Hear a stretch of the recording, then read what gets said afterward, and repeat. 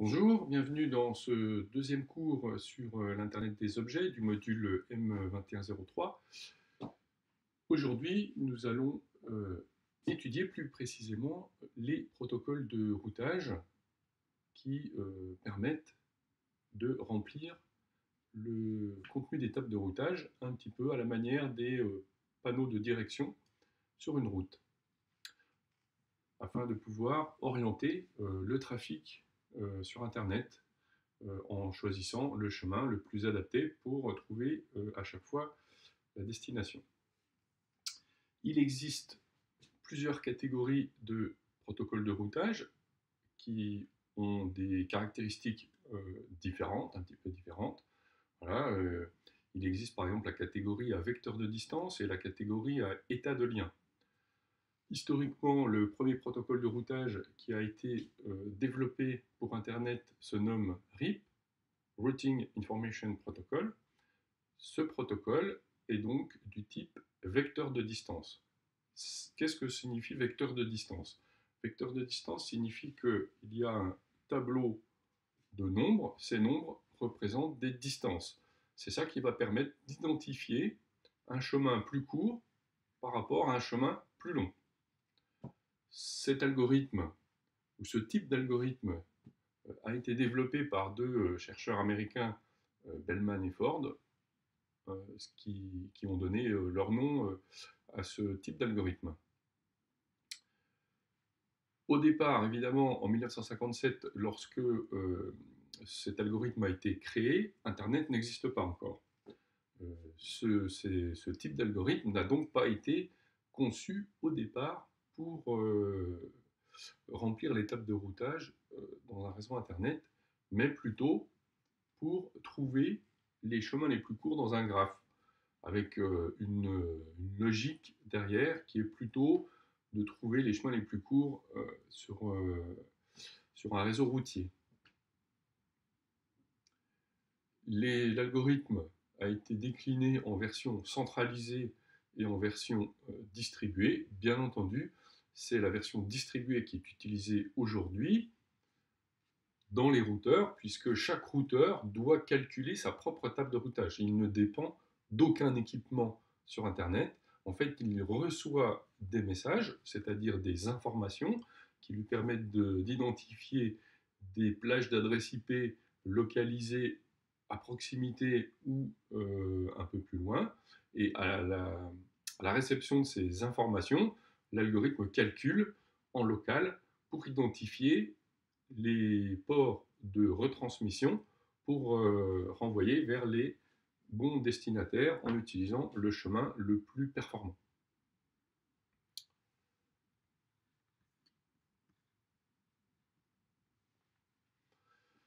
Alors, voilà un exemple qui permet de comprendre comment va se remplir la table de routage. Alors, ce principe de remplissage de table de routage est indépendant du protocole IP et des adresses IP, qu'elles soient en version 4 ou en version 6, telles que vous le connaissez aujourd'hui. Voilà, donc du coup, les routeurs sont plutôt nommés avec des lettres, les liens avec des chiffres, pour montrer que cet algorithme, il est indépendant du protocole, puisque finalement cet algorithme il a été créé, comme je vous l'ai dit, avant qu'Internet existe, et y ait la version 4 en particulier, qui est celle qui est majoritairement utilisée aujourd'hui. Donc, si on prend comme exemple le réseau ABCDE composé de 5 routeurs et de 6 liaisons, de 1 à 6, toutes les liaisons ont le même coût. Voilà, donc pour aller de A à B, c'est un coût de 1, pour aller de B à E, c'est un coût de 1, etc., etc. Ça veut dire quoi? Ça veut dire que pour aller de A vers C, par exemple, l'objectif est de minimiser le nombre de routeurs pour aller de A vers C, ou le nombre d'intermédiaires. Donc quand on veut aller de A vers C, il existe au moins 3 chemins. Voilà, donc ABC qui est le chemin le plus court, mais il y a aussi ABEC, où il y a également ADEC.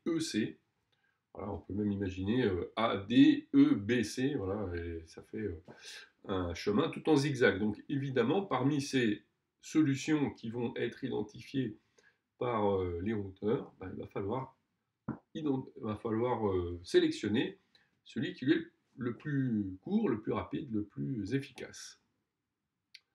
Voilà, donc l'algorithme se déroule de la manière suivante. Au départ, l'étape de routage de chaque routeur donc, contient simplement une seule ligne. Donc, dans la table de routage de A, il n'y a qu'une seule information, c'est que A existe et que c'est un accès local avec un coût nul, puisque le coût va représenter, ou la distance va représenter simplement le nombre de routeurs intermédiaires pour arriver à la destination. Donc sur A, on est déjà à la destination, donc le coût est nul. Sur le routeur B, on va retrouver la même information concernant le routeur B, avec une liaison locale et un coût de 0, etc., jusqu'à E, qui est connecté à E en direct, donc localement, avec un coût de 0. Voilà. Ensuite, il va falloir que chaque routeur diffuse un message indiquant le contenu de sa table de routage. Voilà. Tous les routeurs ont une ligne dans leur table de routage. Cette ligne va être diffusée et envoyée à la connaissance des voisins.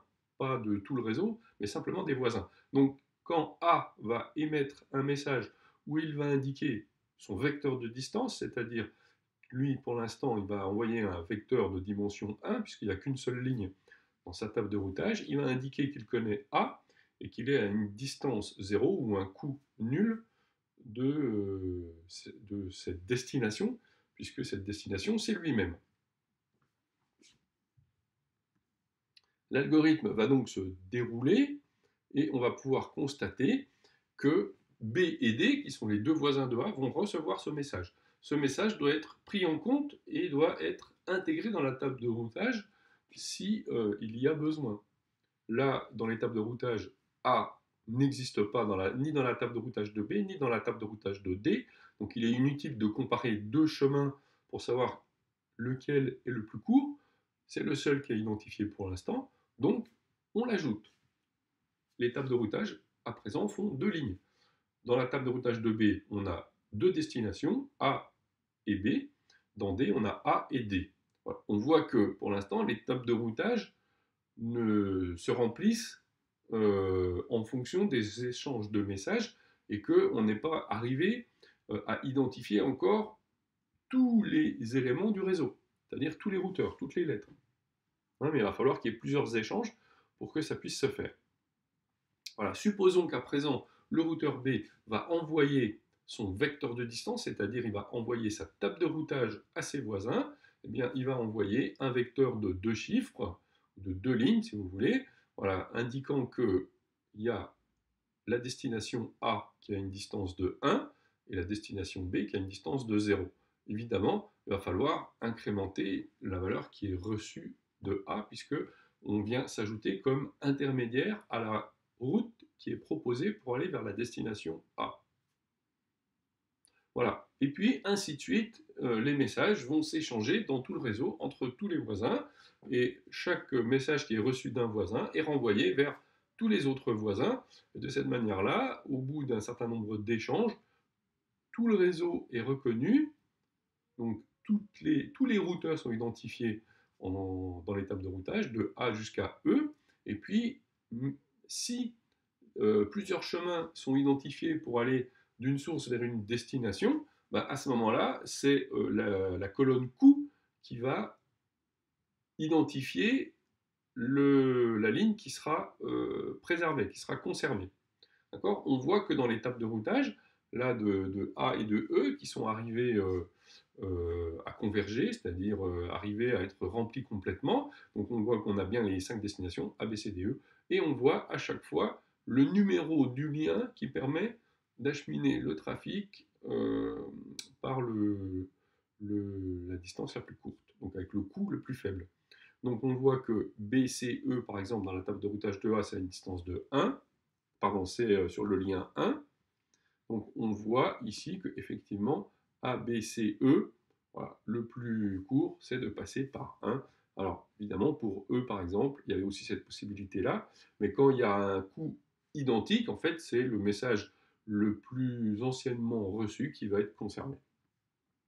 Voilà. Et on voit que il y a simplement la destination D qui passe par la liaison 3, qui est effectivement le chemin le plus court pour aller de A vers D. Voilà, pour eux, on voit à peu près des choses équivalentes. On voit plusieurs possibilités de liaison pour aller vers les différents destinataires A, B, C, D, E étant lui-même. Donc on voit que par exemple A et D passent par la liaison 6. A et D passent par la liaison 6, voilà, c'est logique. Pour D, pour A, il y avait deux possibilités. Donc voilà, il y en a une des deux qui est retenue. Et puis ensuite, pour la liaison, enfin pour la destination B et C, ça passe par 4 pour B et 5 pour C. On voit qu'effectivement, voilà, les numéros de liaison correspondent bien aux destinations. Voilà. Donc on voit que, voilà, on a pu remplir correctement la table de routage en fonction de la topologie du réseau. Voilà. Et donc, du coup, on n'a plus du tout besoin de remplir de manière statique les tables de routage, c'est-à-dire que ça se fait manuellement statique, ça veut dire que c'est l'administrateur réseau qui saisit les lignes dans la table de routage. Donc ça, c'est facile à faire quand il y a 2 ou 3 routeurs, et quand il y en a 100, 1000, 10 000, on imagine bien que c'est plus possible d'en faire une tâche humaine. Si c'est fait de manière manuelle, il y aura, ça va prendre énormément de temps et il y aura forcément des erreurs qui seront saisies parce que ça sera extrêmement complexe à remplir. Donc il est indispensable à partir d'une certaine taille que les tables de routage se remplissent de manière automatisée en fonction des échanges qui se font entre routeurs proches, voisins les uns des autres. À présent, qu'est-ce qui se passe dans un réseau informatique moderne? Le réseau, il est en constante évolution. Il y a une certaine topologie à un moment donné, une certaine forme du réseau, mais à l'instant d'après, il peut y avoir un routeur qui redémarre, il peut y avoir un routeur qui n'est plus alimenté électriquement, il peut y avoir une liaison qui est coupée. Alors, soit c'est intentionnel parce que une personne a débranché un câble, ou alors euh, ça arrive par accident parce que il y a une liaison est coupée sur une ligne de travaux. C'est encore arrivé à Montbéliard, par exemple, au bout de la rue du campus, il y a, je crois, si je ne dis pas de bêtises, 2 mois. Hein, on taira le nom de l'opérateur. Mais pendant une journée sur Montbéliard, le réseau fixe et le réseau mobile d'un opérateur a été coupé pendant plus d'une journée. Voilà, parce que il y avait des travaux à côté du campus et que avec la pelleteuse, la liaison a été coupée, sachant que la liaison en fibre optique probablement n'est pas doublée à cet endroit-là. Voilà, donc on peut imaginer que voilà, y a un certain nombre de défauts qui ont pu arriver dans cette situation-là. Alors, qu'est-ce qui doit se passer lorsque une liaison est coupée? Lorsqu'une liaison est coupée, toutes les routes qui passent par ce lien ne fonctionnent plus. Si j'ai coupé le lien entre A et B et que j'essaie de faire passer un trafic de A vers B, il n'arrivera jamais. Donc, il faut que je mette en place une espèce de déviation. Il va falloir re-remplir les panneaux de direction de l'équivalent d'un réseau routier pour dire attention, il y a un lien qui est coupé ou il y a une route, si c'est un trafic routier, il y a une route qui est coupée, il y a des travaux, il y a une tranchée au milieu de la route, donc les voitures et les camions ne peuvent plus passer par là. Il faut essayer de trouver un itinéraire alternatif. Et pour avoir un itinéraire alternatif, évidemment, il faut qu'il y ait de la redondance dans le réseau. Donc avoir simplement un réseau qui est composé d'un arbre, un arbre c'est un graphe spécial où il n'y a pas de boucle à l'intérieur, il n'y a pas de cycle, et donc dans un arbre, à chaque fois qu'on coupe une branche, l'arbre est séparé en deux. Donc ce n'est pas du tout adapté à avoir un réseau qui fonctionne de manière permanente, même si une liaison est coupée ou un routeur tombe en panne. Voilà, donc il est indispensable d'avoir des boucles à l'intérieur d'un réseau Internet pour que, à chaque fois que il y a un dysfonctionnement dans le réseau, voilà, un élément qui ne fonctionne plus, bah, que le reste du réseau puisse s'organiser pour contourner l'élément qui ne fonctionne plus. Voilà. Et c'est à cette condition-là qu'on aura des tables de routage qui fonctionneront en permanence. Alors évidemment, au moment de la coupure, la reconstruction des tables de routage prend un certain temps. Ce n'est jamais instantané. Voilà. Si c'est très rapide, ça peut peut-être prendre une seconde, puis si c'est lent, ça peut peut-être prendre une minute, 10 minutes, 30 minutes. Ça dépend de la qualité des protocoles de routage. Alors on va voir qu'effectivement, le premier protocole de routage qui a été mis en place sur Internet, qui s'appelle RIP et qui est le protocole que je suis en train de vous présenter, est un protocole qui contient un certain nombre de limitations, de défauts, de lenteur. À chaque fois qu'il va y avoir une liaison qui est coupée, à chaque fois qu'il y a, on dit, un changement de topologie, un changement de forme dans le graphe, dans le réseau Internet, eh bien,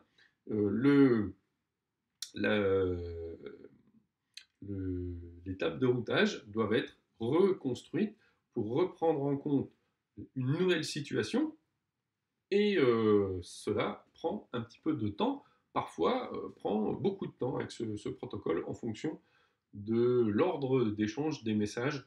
C'est ce que je vais vous expliquer ici. Voilà. Le protocole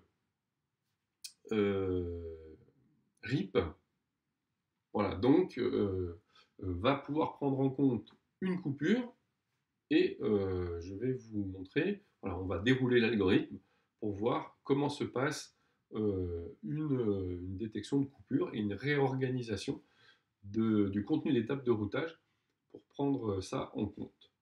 Voilà, donc la première situation qu'on peut étudier, voilà, c'est la suivante. Voilà, donc là, dans ce tableau-là, on retrouve une extraction d'une ligne de chaque table de routage. Donc de A vers C, c'est la table de routage de A, de B vers C, c'est la table de routage de B, etc., etc. Donc maintenant, supposons que la liaison 2 soit coupée. Cette rupture est immédiatement détectée par B, qui note une différence, pardon, qui note une distance infinie pour ce destinataire, pour dire l'équivalent à un coût très élevé, voilà, le plus élevé possible, c'est-à-dire comme si le lien était coupé.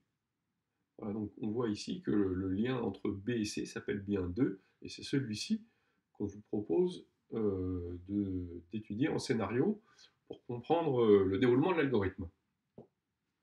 Oui, ce que je voulais dire tout à l'heure, c'est que ce qui se passe aussi dans un protocole de routage, c'est que lorsque une liaison était coupée puis qu'elle est rétablie, il va falloir aussi remodifier la table de routage pour retrouver les chemins les plus courts qu'on avait identifiés et ne plus utiliser les équivalents de déviation, hein, qui sont des chemins normalement plus longs, moins performants.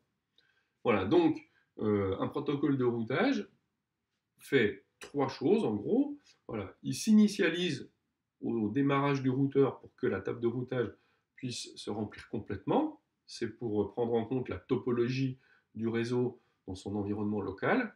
Et puis ensuite, à chaque fois qu'il y a un élément qui est coupé ou arrêté, ou qu'il y a un élément qui est rétabli ou reconnecté, c'est à chaque fois une reconstruction de la table de routage pour tenir compte de cette nouvelle situation. Voilà, donc lorsque la liaison entre B et C est coupée, voilà, ici dans le scénario, on vous propose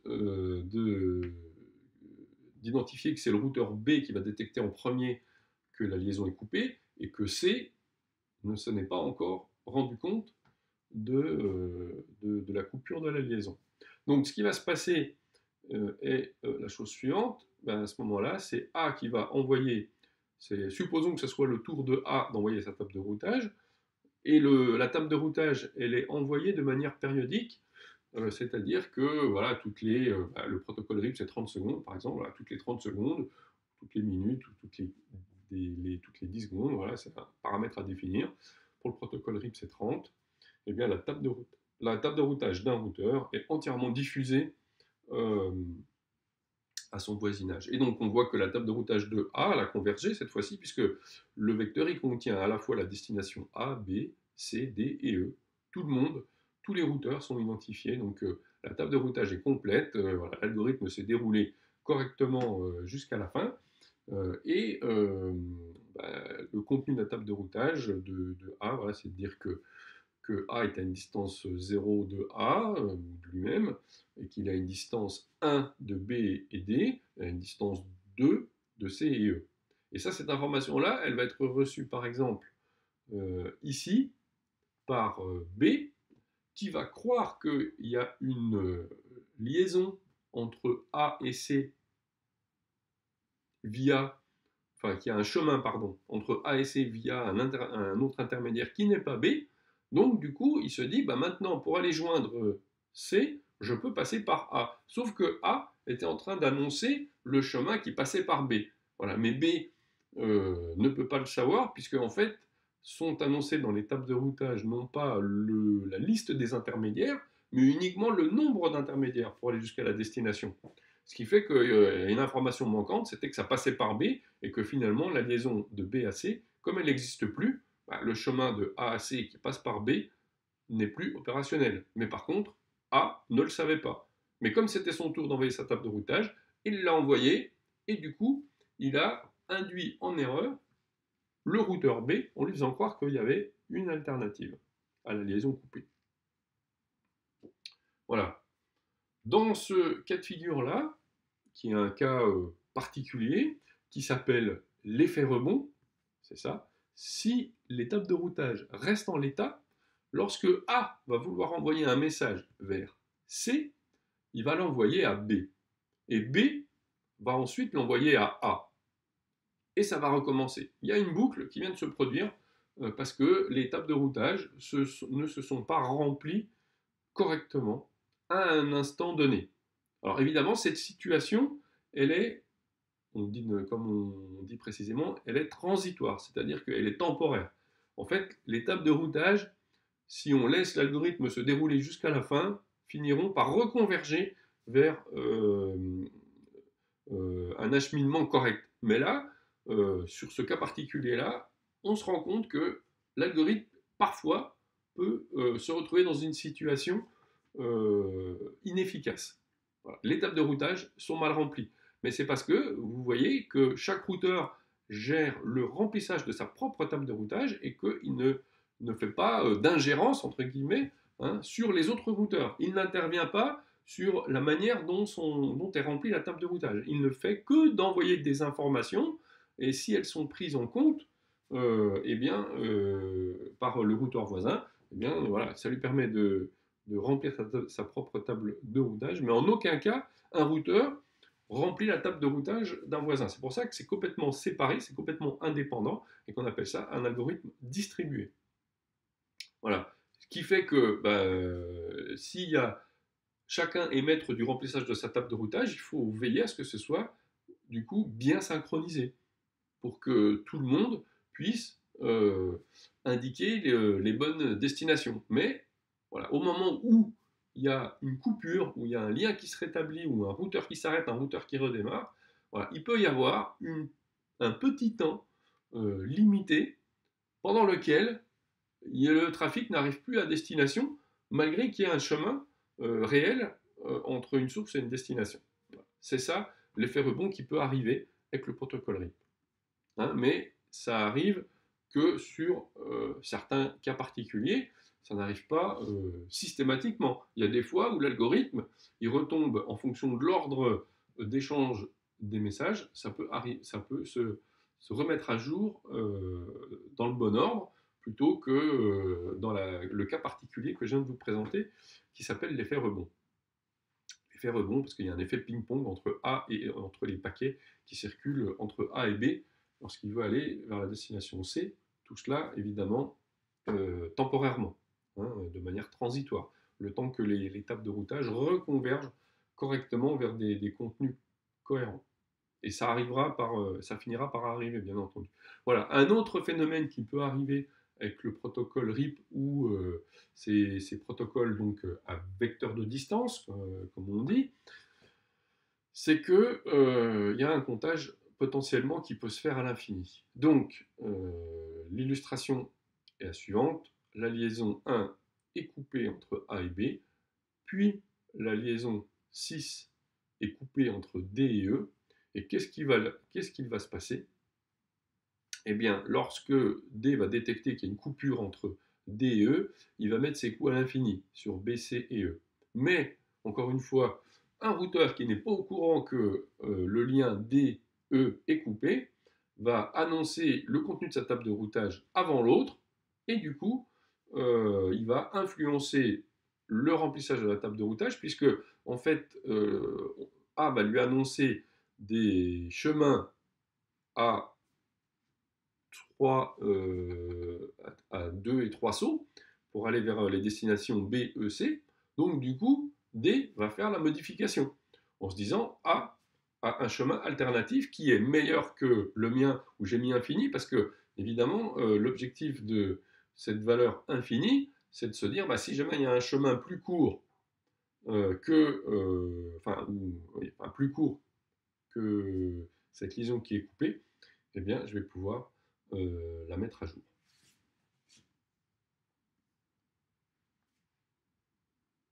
Et là, cela met en évidence le comptage à l'infini. Pourquoi? Parce que cette fois-ci, lorsque D va envoyer sa table de routage, il y aura le coup 4, 3, 4 pour B, E, C. Et A, du coup, va augmenter de 1 le nombre de sauts, parce que A va penser que pour aller vers ces 3 destinataires, B, E, C, eh bien, il y a un routeur intermédiaire qui s'est rajouté, parce que bah, peut-être qu'il y a eu une coupure au-delà de D. Et du coup, il est obligé d'ajouter 1 dans son coup. Et ainsi de suite. A va renvoyer son message qui va incrémenter de 1, donc du coup D va le prendre en compte, D va renvoyer sa table de routage, incrémenter de 1 au niveau du coup, donc A va également lui incrémenter de 1 ses coûts parce que ses chemins pour aller vers B et C passent par D, etc., etc. Et la valeur, du coup, repasse jusqu'à aller à l'infini, puisque, évidemment, la réalité pour aller vers BEC, c'est que c'est coupé, donc la distance elle est infinie, on ne peut plus joindre BEC. Mais comme on a fait une petite erreur les routeurs ont fait une petite erreur d'interprétation des messages qui ne se sont pas échangés au bon moment, eh bien, ils vont finir par retomber sur la bonne valeur qui est la valeur infinie. Alors, qu'est-ce que ça va avoir comme conséquence? Ça, c'est pas encore la conséquence, c'est pas encore une conséquence extrêmement grave. C'est-à-dire que tout le trafic qui va aller de A vers C va passer par D, va transiter par D, et puis après, il sera perdu. Il n'arrivera pas à la destination, parce que la destination n'existe pas, n'est pas accessible, ou n'existe plus. Voilà, donc, ce qu'il faut, là, ici, bien intégrer, c'est que finalement, les tables de routage de A et de D vont identifier A et D, et puis les tables de routage de B, C et E vont identifier B, C et E. Donc du coup, voilà, ils vont chacun vivre une vie différente, hein, puisque maintenant, il ne peut plus y avoir aucun échange entre AD et le reste du réseau BCE. Voilà, donc du coup, les tables de routage, les messages qui vont être reçus par les routeurs, sur B, ça ne peut venir que de C et E, ça ne peut plus du tout venir de A et D, donc le contenu des tables de routage va complètement changer. Bon, à un moment donné, les liaisons vont être rétablies, et là, à ce moment-là, les coûts ne seront plus infinis, évidemment, et, les tables de routage vont à nouveau se re-remplir en identifiant les 5 destinations, les 5 routeurs A, B, C, D, E. Voilà, ce qu'il faut bien comprendre, c'est que quand il y a un coût infini aussi, l'avantage, c'est que les paquets ne sont plus envoyés dans le réseau. Voilà, ça ne sert à rien d'envoyer un message de D à B lorsqu'on voit qu'il y a un coût infini, puisque ça signifie que le destinataire n'est plus accessible. Voilà, alors, à partir de ces deux phénomènes qui arrivent occasionnellement dans ce protocole, hein, je Je vous ai mis en valeur 2 exemples pour bien vous montrer que parfois les tables de routage, pendant un certain temps, elles peuvent être incohérentes. Voilà. Mais dans la majorité des cas, voilà, ce cas de figure n'arrive pas. Pour diminuer la probabilité que ces échanges se passent mal, voilà, eh bien, on a fait 2 choses, 2 mesures, l'horizon partagé et la mise à jour déclenchée.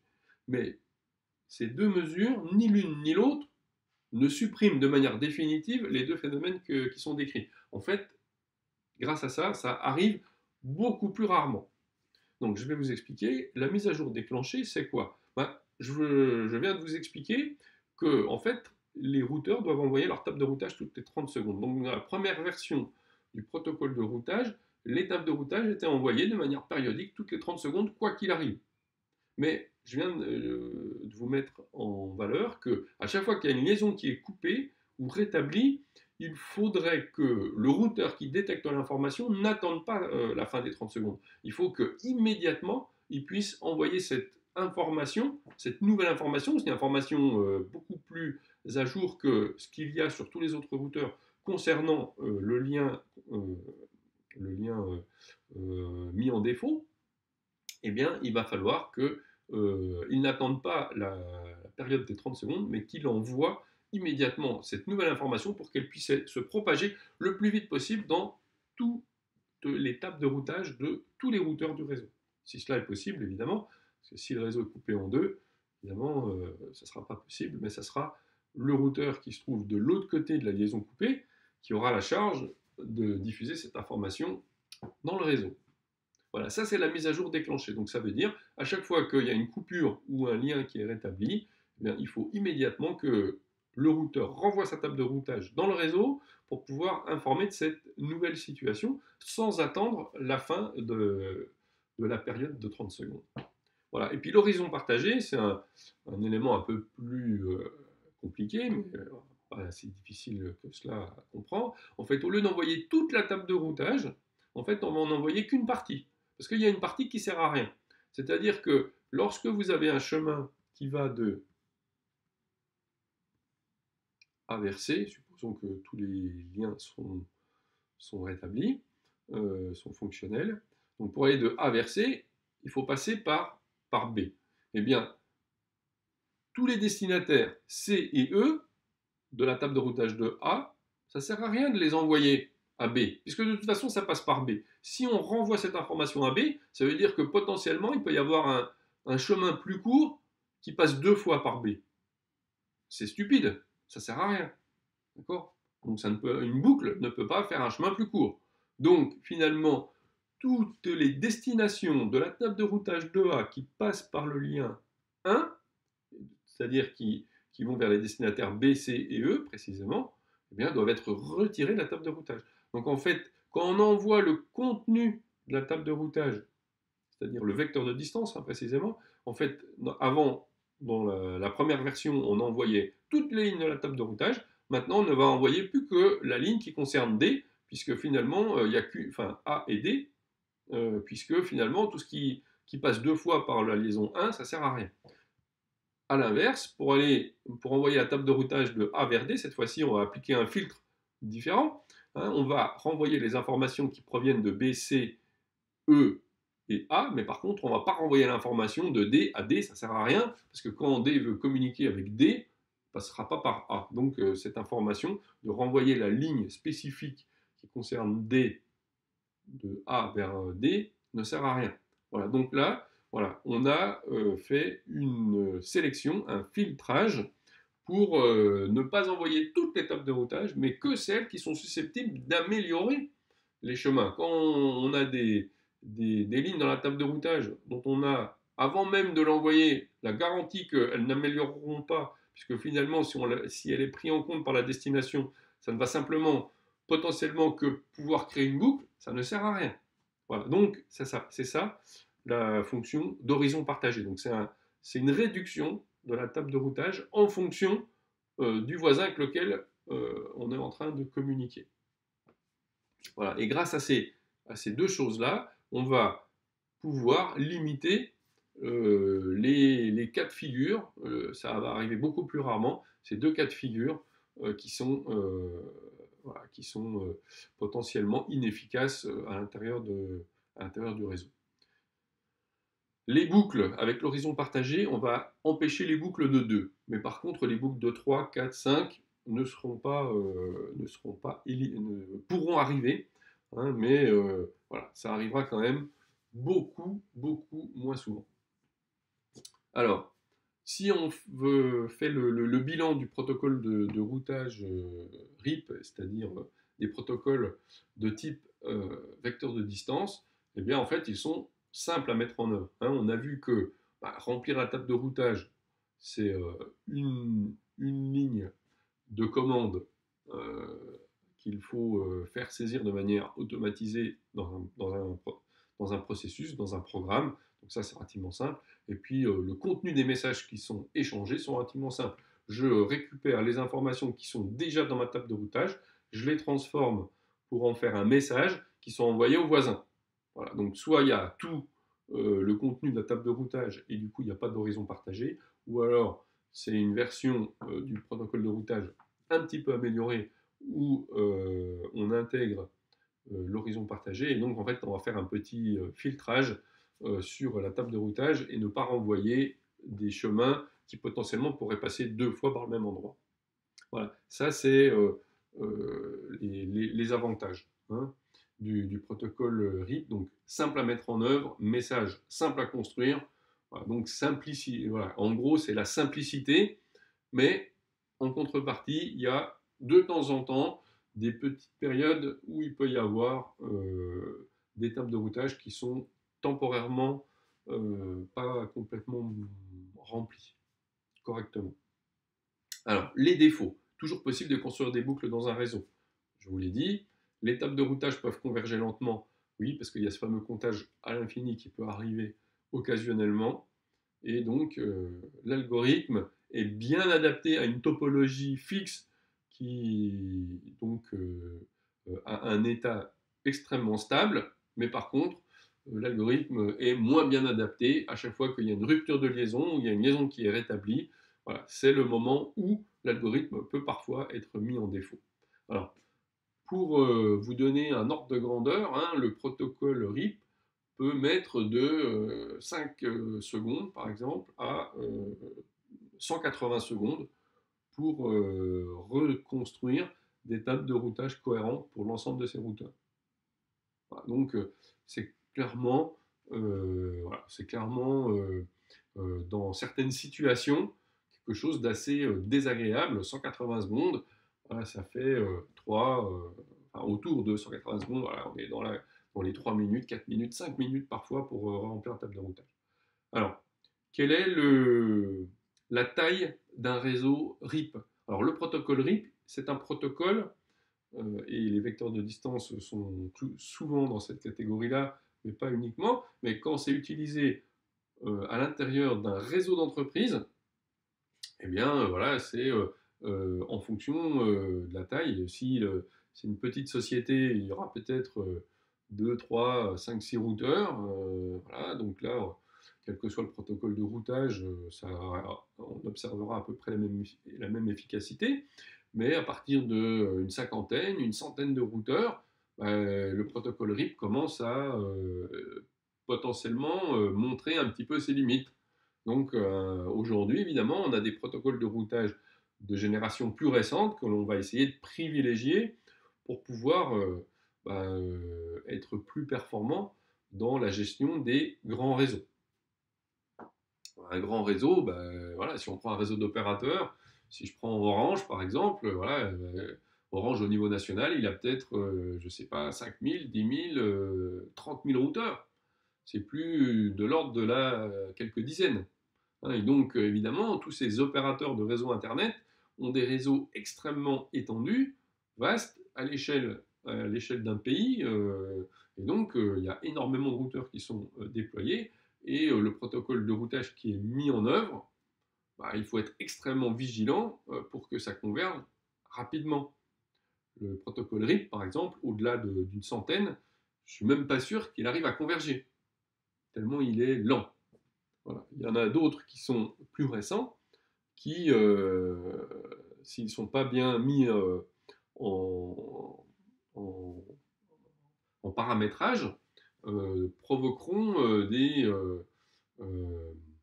des lenteurs en termes de convergence de la table de routage. Hein. Donc la convergence de la table de routage, c'est l'élément primordial pour une version d'un protocole de routage.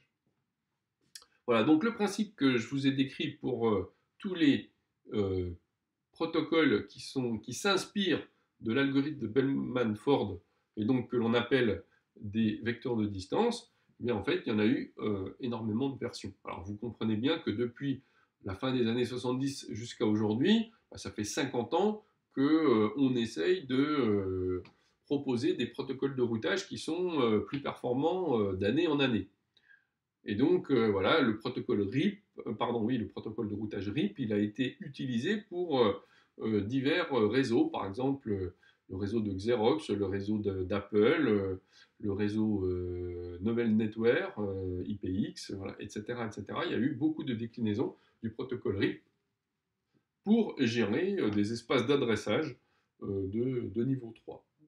Hein, encore une fois, le routeur est un équipement de niveau 3 puisque le routeur gère des adresses virtuelles. Hein, il ne gère pas des adresses physiques. Ce qui gère des adresses physiques, c'est un équipement de niveau 2 comme un commutateur par exemple. Hein, donc là, on ne gère que des adresses virtuelles qui sont distribuées de manière cohérente les unes à proximité des autres. Et donc, il est essentiel de pouvoir connaître la topologie de cet adressage virtuel. Un petit peu à l'image des codes postaux, par exemple, pour les villes en France. Hein, 25 200, c'est Montbéliard, 25 000, c'est Besançon, 90 000, c'est Belfort. Voilà, on a attribué des adresses, des codes postaux qu'on peut qualifier de virtuels à chacune de ces villes pour pouvoir faciliter l'acheminement du courrier. Voilà, et bien là, pour faire ce parallèle avec Internet, avec les adresses IP, eh bien, c'est exactement le même principe. On attribue des adresses IP pour chaque entreprise, des plages d'adresses IP. Hein, souvent, on a attribué des classes ou des fractions de classes aux entreprises qui doivent gérer un certain nombre d'identifiants, un certain nombre d'adresses virtuelles, voilà, qui permettent de les identifier de manière unique à l'échelle d'Internet. Voilà, donc il y a par exemple l'entreprise PSA, par exemple, à Montbéliard, elle a une plage ou plusieurs plages d'adresses IP qui sont uniques au monde, et donc à chaque fois qu'on veut joindre un serveur de PSA, on indique son adresse IP publique où qu'on soit dans le monde, et le trafic, le paquet va arriver ici à Montbéliard.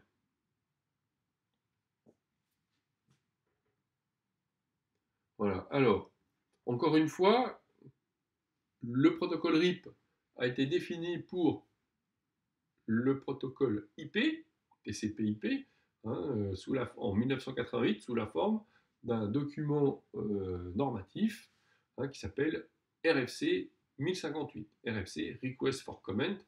Je vous l'ai dit déjà lors de la séance précédente. Et ce document de référence, qui est une norme internationale, RFC 1058, est édicté ou édité par l'organisme IETF, hein, qui est l'organisme qui définit, encore une fois, tous les protocoles, c'est-à-dire au niveau de la couche 3, tous les protocoles informatiques sont normalisés lorsqu'ils sont publics, lorsqu'ils sont rendus publics, par l'organisme international IETF, qui regroupe les ingénieurs en un réseau de toutes les grandes sociétés et de certaines universités, voilà, pour pouvoir proposer des évolutions, des améliorations, des protocoles qui permettent de gérer l'accès au réseau Internet.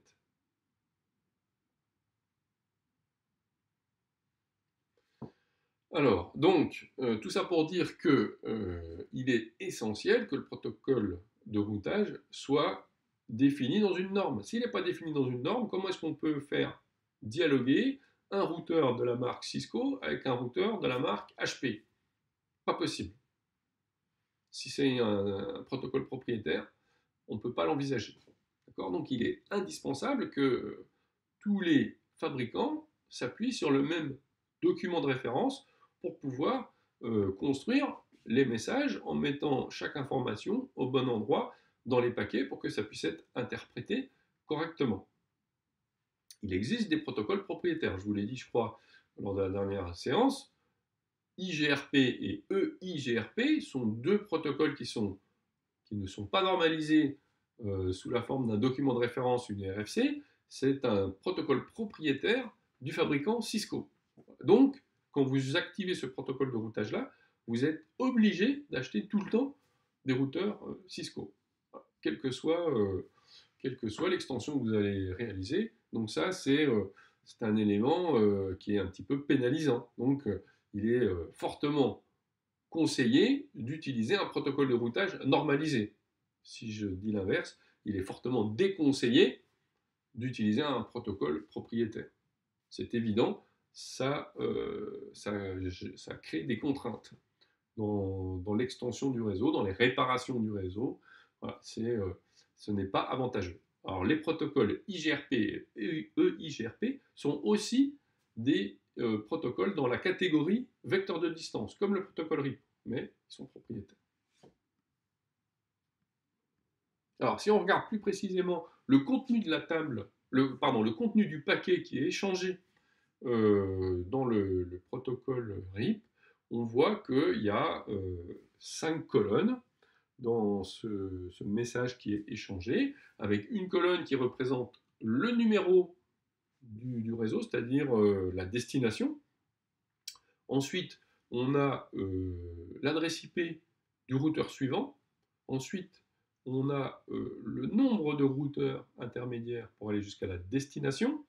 Puis ensuite, on a deux champs qui sont rarement utilisés. Voilà, il y a un timer pour pouvoir définir une durée de vie d'une ligne, et puis des flags, c'est-à-dire des drapeaux qui permettent de rajouter des options dans le message. Voilà. Mais les trois informations extrêmement importantes qu'il y a dans le paquet RIP, ce sont voilà, la destination, le suivant direct, et puis le nombre de routeurs intermédiaires pour aller vers cette destination. Donc on voit que l'information elle est partielle. Hein, les routeurs ne connaissent que l'adresse IP du suivant, ne connaissent pas l'adresse IP du suivant, du suivant, jusqu'à la destination. Non, on sait combien il y a de routeurs intermédiaires. Voilà, on sait dire que c'est 4 ou 3, par exemple, sur les deux premières lignes. Voilà, on sait que le routeur suivant, c'est routeur 2, mais au-delà de routeur 2, on ne sait pas. Donc on a une vision limitée. Voilà. On ne connaît pas au-delà des routeurs voisins. On ne connaît pas l'itinéraire au-delà des routeurs voisins. Donc voilà, ça c'est la méthode qui a été choisie pour le protocole IP. Donc on retrouve cela normalement. Mais on voit qu'en lisant ce contenu de paquet qu'il manque une information. Parce qu'effectivement, il y a la destination, c'est le numéro du réseau. Mais le numéro du réseau, normalement, ça correspond à une plage d'adresse IP. Hein, parce que pour essayer de limiter le nombre de lignes dans une table de routage, on va mettre une ligne par adresse IP. Hein, puisqu'il y a, je ne vous l'ai pas encore dit, mais là, il y a 2 puissance 32 adresses IP avec le protocole IPv4, 2 puissance 32, c'est environ 4 milliards d'adresses IP. Il n'y a pas 4 milliards de lignes dans les tables de routage. On est obligé de faire du regroupement, parce que si pour chaque paquet qui passe, il faut aller regarder dans une table de routage dans laquelle il y a 4 milliards de lignes, vous imaginez la lenteur du dispositif. Donc pour qu'une table de routage puisse être rapide, c'est-à-dire qu'elle puisse renvoyer, trouver le port de renvoi ou le suivant plutôt le plus rapidement possible, il faut qu'il y ait le moins de lignes possible dans la table de routage. Donc il faut faire un maximum de regroupement. Lorsqu'on peut avoir énormément d'adresses IP qui correspondent à une ligne dans la table de routage, on a un routage qui est extrêmement efficace. S'il y a multiplicité de lignes dans la table de routage, forcément, ça va ralentir le processus de routage. Donc, il faut veiller à ce que, effectivement, il n'y ait pas trop de lignes à la table de routage.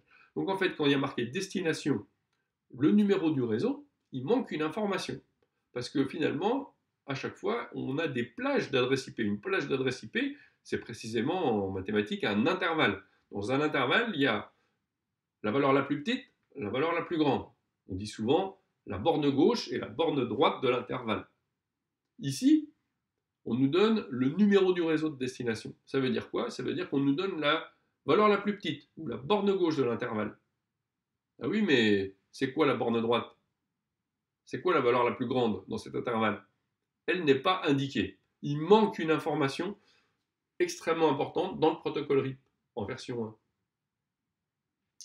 C'est le masque du réseau. Parce que, évidemment, dans le protocole IP, dans le protocole Internet, en fait, au lieu de définir un intervalle comme en mathématiques avec la valeur la plus petite, la valeur la plus grande, pour définir un intervalle, on indique le numéro du réseau qui correspond à la valeur la plus petite dans l'intervalle. Mais on n'indique pas la valeur la plus grande de l'intervalle, en fait, on indique la taille de l'intervalle. Et la taille de l'intervalle, en plus, elle n'est pas extrêmement explicite. En fait, c'est une interprétation du masque du réseau, le net mask. Voilà, c'est cette information-là qui va, à partir d'un petit calcul binaire, va nous faire retrouver la taille de l'intervalle. Alors, je vais vous donner à partir de l'exemple le plus simple, hein, le numéro du réseau 255, pardon, le numéro du masque de réseau 255.255.255.0, c'est le masque le plus utilisé, le masque le plus répandu. Et ça signifie que, en fait, on a 3 fois 8 bits à 1 dans ce masque, c'est-à-dire 24, 3 fois 8, 24, on a 24 bits à 1 suivi de 8 bits à 0. C'est ça que signifie les 3 fois 255 suivi d'un 0. Donc, ça définit deux espaces. L'espace D1 suivi de l'espace D0. L'espace D1, c'est la partie préfixe de l'adresse, c'est-à-dire tout ce qui commence par les 3 premiers octets sont tous localisés au même endroit, dépendent tous du même routeur, de la même gateway de destination. Donc, c'est forcément qu'on peut les regrouper, toutes ces adresses ensemble, pour indiquer la même destination, le même suivant, hein, le même chemin pour aller vers cette destination. Voilà, donc, ce qu'il faut retenir de tout ça, c'est que, au bout du compte, le masque de réseau, le masque de sous-réseau, est l'élément qui va nous permettre de calculer. Donc, avec les 8 bits à 0, ça nous définit donc l'espace d'adressage, l'espace qui est libre pour l'entreprise. Voilà, il y a 3 octets qui sont fixes, c'est ceux qui ont été attribués au moment où l'entreprise a demandé une classe IP, et puis il y a le dernier octet qui est laissé libre à l'entreprise, il peut mettre la valeur qu'il veut en fonction des routeurs. Alors, si on reprend un petit peu l'équivalent des codes postaux, hein, on sait bien que toutes les villes, par exemple du Doubs, commencent par 25. Voilà, le préfixe du code postal de toutes les villes du Doubs, c'est 25. Le préfixe de toutes les villes du territoire de Belfort, c'est 90. Voilà. Puis après, dans le département 90, on est libre d'attribuer la valeur que l'on veut sur les 3 derniers chiffres en termes de code postal. Donc c'est forcément 90. Puis après, bon, 90 000 c'est Belfort, 90 100 je ne sais pas, etc. etc. Hein, pour le Doubs c'est pareil, 25 000 c'est Besançon, avec la logique que la valeur la plus petite c'est toujours la préfecture du département. Puis après c'est les sous-préfectures, de 25 100 je crois que c'est Pontarlier, 25 200 c'est Montbéliard, parce qu'il y a 2 sous-préfectures dans le Doubs, je crois. Voilà, donc c'est exactement cette même logique-là que l'on va retrouver avec le masque. Le masque délimite 2 parties. La partie fixe de l'adresse, qui permet de regrouper un certain nombre de numéros IP, et puis une partie adresse, qui est laissée libre de gérer exactement comme il veut l'entreprise, les 256 adresses IP potentielles. auquel il faut retirer deux adresses qui sont réservées, la valeur la plus petite dans l'intervalle, la valeur la plus grande dans l'intervalle. Je vous rappelle, la valeur la plus petite de l'intervalle, c'est le numéro du réseau. La valeur la plus grande dans l'intervalle, c'est le broadcast dans la classe IP concernée. Voilà, donc l'information manquante dans le paquet RIP qui est envoyé ici, c'est le netmask. On connaît le début de l'intervalle, mais on ne connaît pas la fin. C'est embêtant. Alors, en fait, dans le principe, ça fonctionne de la manière suivante. Si ici vous mettez une classe A, B ou C, ça va vous déterminer de manière automatique le masque correspondant. Donc quand ici vous mettez sur la première ligne une classe C, vous aurez un intervalle de taille 256. Et si vous mettez sur la ligne en dessous une classe B, vous aurez un intervalle de 256 au carré, c'est-à-dire environ 65 000. Et puis lorsque vous sur la troisième ligne, vous mettez par exemple une classe A, c'est un préfixe d'un octet et un adressage de 3 octets. Donc vous allez avoir un intervalle d'un octet de plus, c'est-à-dire 2 puissance 3 fois 8, 2 puissance 24. Et 2 puissance 24, c'est la valeur de le même nombre que par exemple le nombre de couleurs qu'il y a sur une carte graphique. Sur une carte graphique, vous avez un octet pour le rouge, un octet pour le vert, un octet pour le bleu. Vous avez 3 octets pour composer une couleur. Donc, 16 millions de couleurs sur une carte graphique, parce que souvent les étudiants connaissent mieux le nombre de couleurs d'une carte graphique que la taille d'une classe A, qui en fait sont les deux mêmes nombres, 2 puissance 24.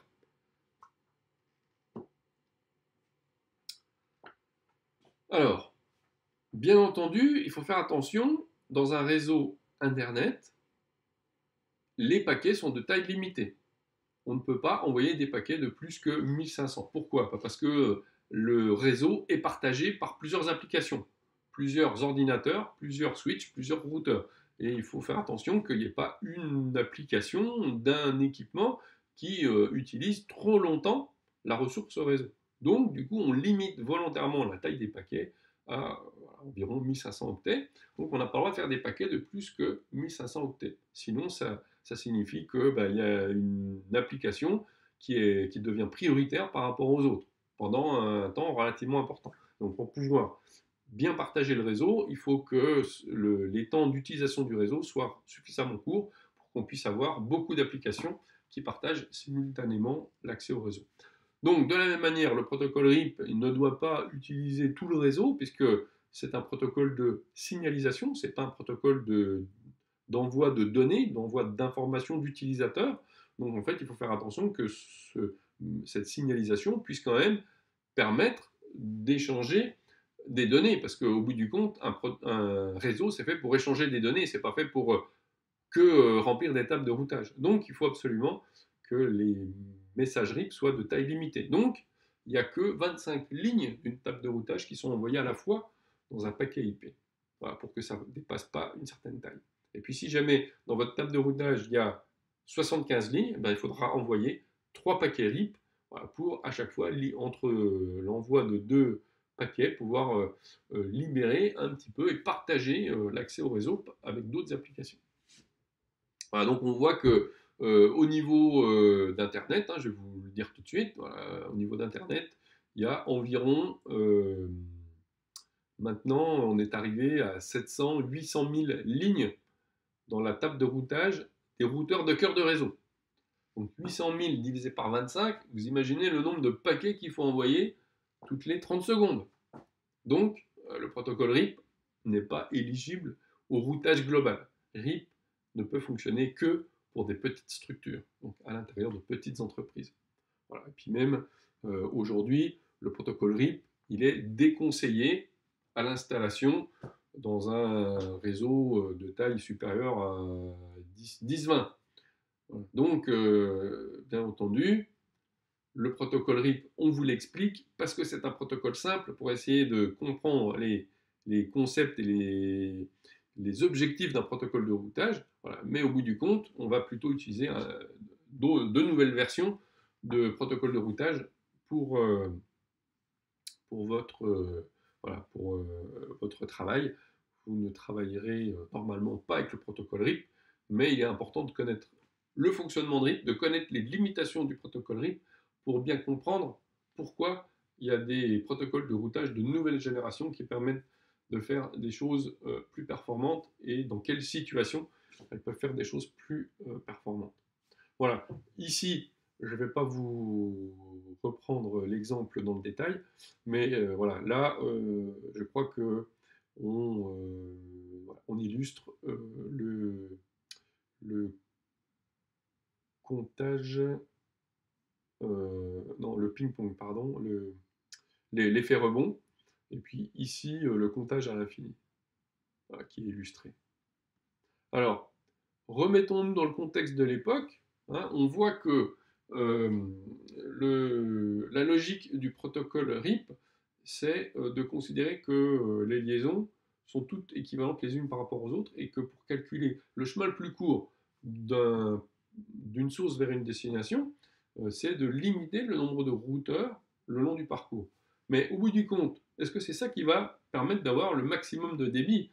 Ben non, pas forcément, parce que bon, effectivement, le protocole RIP, il va constater qu'en passant par là, il y a 3 routeurs, en passant par là, il y a, pardon, oui, enfin, 3 routeurs le long du chemin, ici, il y en a 2, hein, au-delà de R1, et donc il va forcément passer par là. Mais quel est le débit de ces liens par rapport aux autres? Ben, on ne sait pas, donc peut-être que effectivement c'est plus efficace de passer par en bas ou par en haut pour avoir le maximum de bandes passantes, mais c'est loin d'être évident.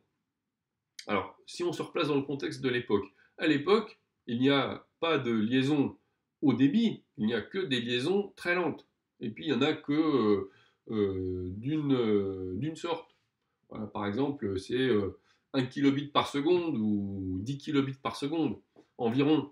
Donc, au bout voilà, finalement, les différences de vitesse entre les liaisons les plus lentes et les liaisons les plus rapides, voilà, c'est un facteur 10 maximum. Mais aujourd'hui, vous avez les liaisons les plus rapides, elles sont à 100 gigabits par seconde.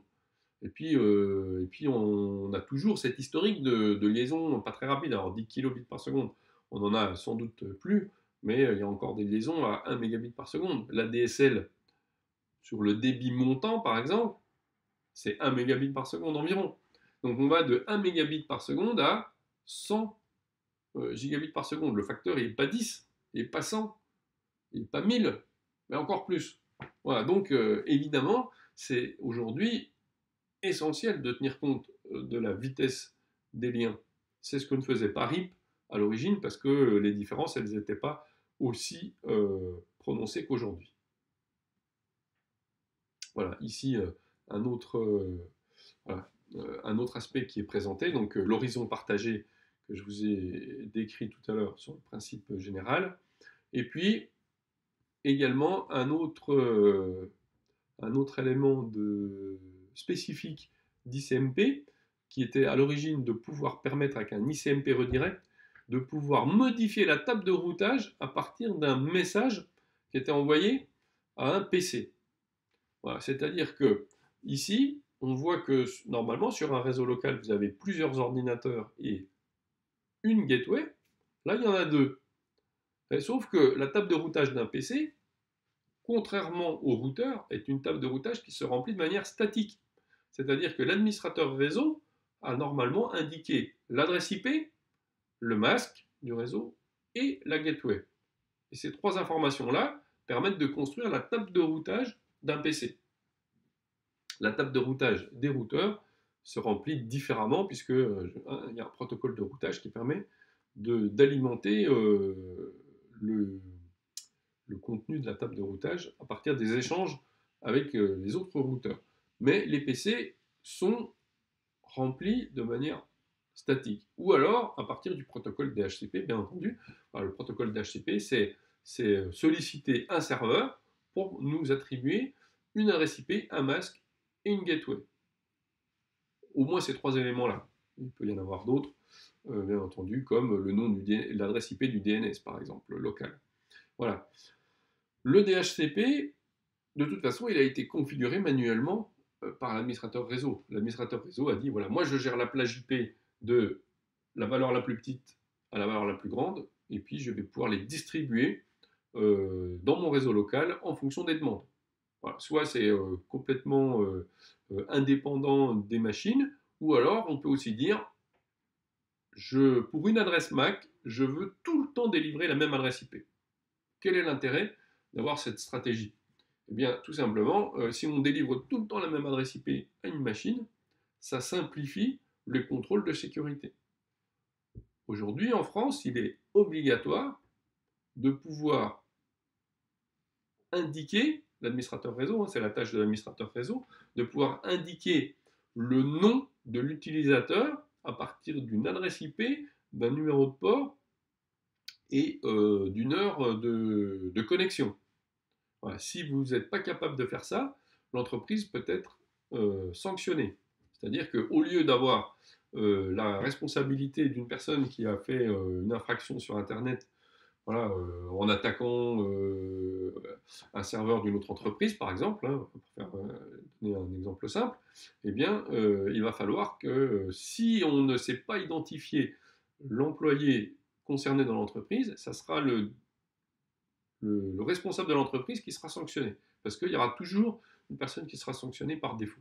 Donc évidemment, le directeur de l'entreprise, il ne veut jamais se faire sanctionner pour les autres. Donc il exige des administrateurs réseau qu'on puisse à chaque fois fournir un nom. Donc si une machine, elle change d'adresse IP à chaque fois qu'on l'allume, c'est extrêmement compliqué de pouvoir reconstruire, savoir que c'est sur telle machine qu'a eu lieu la connexion tel jour à telle heure, et que c'était l'utilisateur qui s'est connecté à Internet.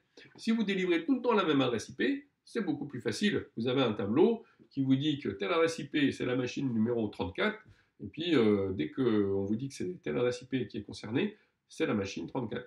C'est beaucoup plus simple à gérer, évidemment. Voilà, donc voilà, un serveur DHCP, en règle générale, il a deux stratégies. Soit on lui fait délivrer n'importe quelle adresse IP dans une plage, soit il envoie une seule adresse IP en fonction de l'adresse MAC. C'est beaucoup plus simple. À votre domicile, vous êtes responsable de toutes les machines. Donc c'est clair qu'à votre domicile, sur une box d'un opérateur, SFR, Bouygues, Free, Orange, eh bien, voilà, on peut vous attribuer n'importe quelle adresse IP dans la plage. Parce que de toute façon, vous n'avez qu'une seule adresse IP publique qui est attribuée, c'est sur la box. Tout le reste, il n'y a pas besoin de connaître le détail parce qu'il n'y a qu'un seul responsable dans la maison, ou dans l'appartement, c'est celui qui contracte l'abonnement à Internet.